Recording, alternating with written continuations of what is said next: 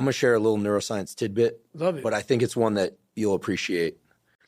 Most people don't know this, but there's a brain structure called the anterior mid-cingulate cortex. As we pointed out before, that's a noun. It's a name. It doesn't mean anything. We could call it the Cookie Monster. Right. But what's interesting about this brain area is there are now a lot of data in humans, not some mouse study, showing that when people do something they don't want to do, like add 3 hours of exercise per day or per week, or when people who are trying to diet and lose weight resist eating something. Right. When people do anything that they, and this is the important part, that they don't want to do. Right. It's not about adding more work. It's about adding more work that you don't want to do. Yes. This brain area gets bigger. Yep. Now, here's what's especially interesting about this brain area to me. By the way, I'm only learning this recently because it's new data, but there's a lot of it. The anterior mid-cingulate cortex is smaller in obese people. It gets bigger when they diet. It's larger in athletes. It's especially large or grows larger in people that see themselves as challenged and overcome some challenge. Right. And in people that live a very long time, this area keeps its size. In many ways, scientists are starting to think of the anterior mid-cingulate cortex not just as one of the seats of willpower, Right. but perhaps actually the seat of the will to live. See, now we're talking. And when I learned about the anterior mid-cingulate cortex, I was like almost out of my seat. And I've been in the neuroscience game since I was 20. Now we're the we're same talking. age. And I was so pumped because I've heard of the amygdala, fear, prefrontal cortex, it's planning and action. I could tell you every brain area and I teach neuroanatomy to medical students. But when I started seeing the data on the anterior mid-cingulate cortex, I was like, whoa, this is interesting. Yep. And all the data point to the fact that we can build this area up. Yep. But that as quickly as we build it up, if we don't continue to invest in things that are hard for us, that we don't want to do, that's the part that feels so Goggin-esque to me, that we don't want to do. Like if you love the ice bath, I love the ice bath, and you go from 1 minute to 10 minutes, guess what? Your anterior mid-cingulate cortex did not grow. None. But if you hate the cold water, if you're afraid of drowning and you get into water and put your head under, then your anterior mid and survive, then the anterior mid-cingulate cortex gets bigger. But if you don't do it the next day, or if you do it the next day and you enjoy it, because hey, I did it yesterday, woohoo, happy me, Merry Christmas, as you would say. Merry Christmas. Guess what? The anterior mid-cingulate cortex shrinks again. Yep. To me, this is one of the most important discoveries that neuroscience has ever made, because it's that I don't want to do something, but do it anyway. That's right. That grows this area. And it's almost like I have a friend, he's been sober 30 years from alcohol. And he always says, you know, the amazing thing about addiction is there's a cure. The problem is it only works one day at a time. Yep. And so you have to renew it every day. That's right. So the anterior mid-cingulate cortex, to me, when I learned about it, two things went off in my head. Whoa, this is super interesting. And two, I got to tell David Goggins about this. And I waited until now to tell you because I felt like for obvious reasons, I wanted to tell you and I wanted to tell you here. Well, I love that because that's how I've lived my entire life. I don't know anything about that. But people go, man, you have such a strong will. It's something that you build. Like, I never forget, I was on a podcast one time, and this dude goes, you were blessed with a strong mind. Like, the hell are you talking about? I was blessed with a strong mind.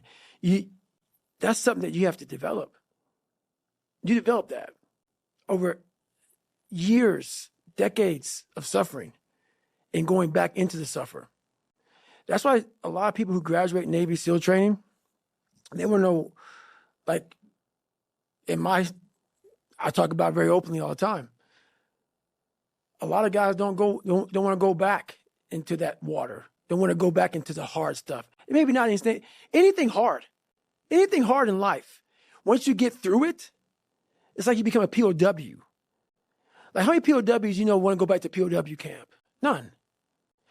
When something sucks so bad in life, this is on this that we're talking about now, very few people want to go back. They're happy they graduated. I realized I'm the same way. I don't want to go back. I have to go back. I must go back because that is exactly where all the knowledge of my life exists, was back there, and what you're talking about.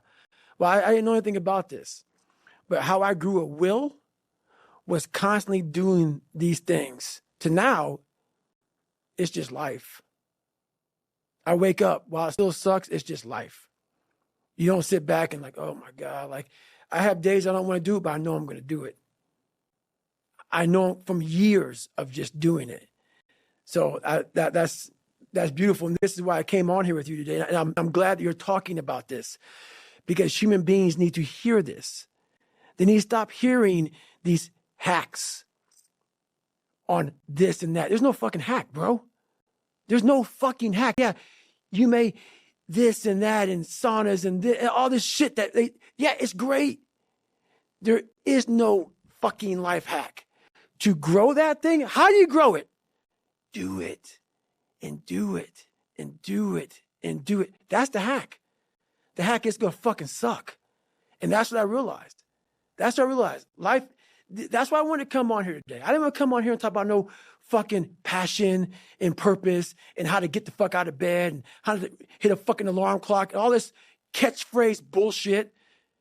Because that wasn't how I lived. That wasn't how I lived.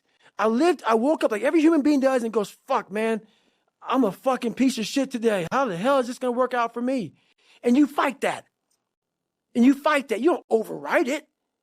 There's no override button. It's the conversation in your fucking, in your head. So how do you do that? We don't have enough of these conversations about the real conversation that every human being is having.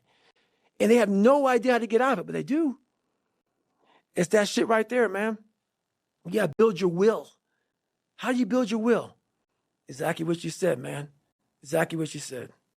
Well, I feel like knowing the name of something, anterior mid-cingulate cortex, doesn't fundamentally change us. But one thing I like about biology is that willpower, if somebody feels they don't have it, feels like this thing that other people have. But everybody, unless they're brain damaged, like a hole through their head, has two anterior mid-cingulate cortex, one on each side of their brain. Everyone has one. They have two. So I feel like it's just a question of opening the portal. And the portal, I'm going to say 10 times and forgive me, is I think people go, oh, I do hard things. I do sets to failure, and then I do forced reps.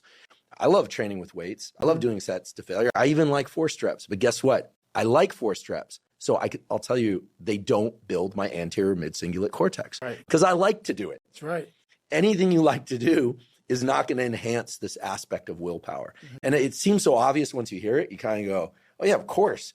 But I think you really close that loop for people when you share what you're sharing today and what you've shared elsewhere before as well, when you're trying to explain the friction is the critical ingredient. Right.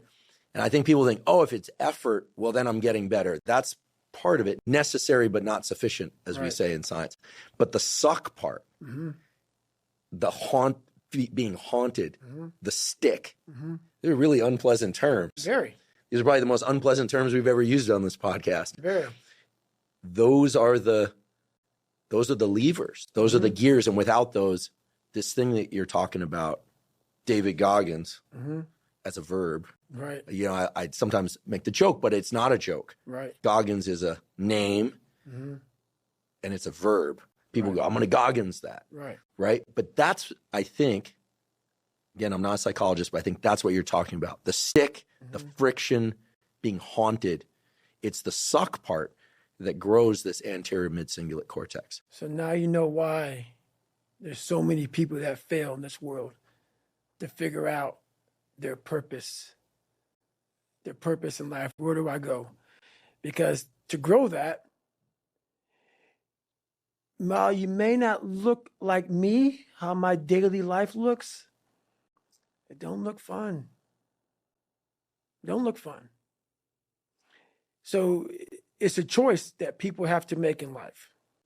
But what's so funny about it is even the richest of rich, who have everything, they always ask me this question. I feel like I'm missing something.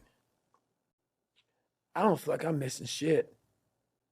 I don't have what you all have, but you'll never in my life hear me tell you I'm missing something. Everybody is. They're missing this feeling. I found it a long time ago. I found it right there in that willpower thing. When you're nothing, and change yourself into something like me, you call it happiness, peace, whatever the fuck you want to call it. People are missing exactly what went on with David Goggins. Why don't you smile? I do. But I figured something out. That's why you'll never hear me say I'm missing something. I found it years ago. You find it in the suck. You find it in the suck, and you find it repeatedly in the suck to the point where you know exactly who you are. Most people are missing something because they don't know who they are. They never examine themselves. They've never done this experiment on themselves. The lab rat, we're all lab rats, but you're also the scientist. You create your own self.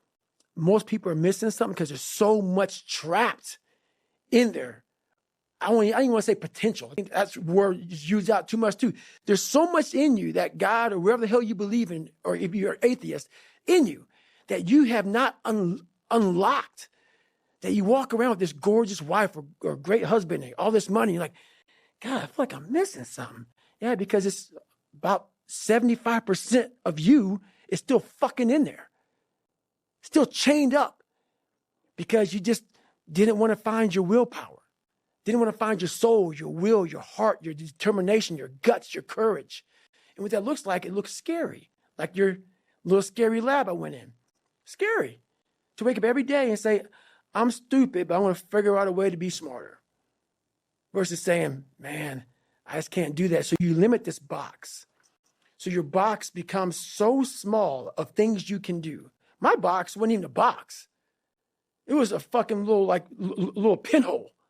And then through examining myself, getting some willpower, some courage, it became bigger than this table. But that's what we all do. That's why I wanted to come here today and talk to you about real shit. Not no fucking like hacks.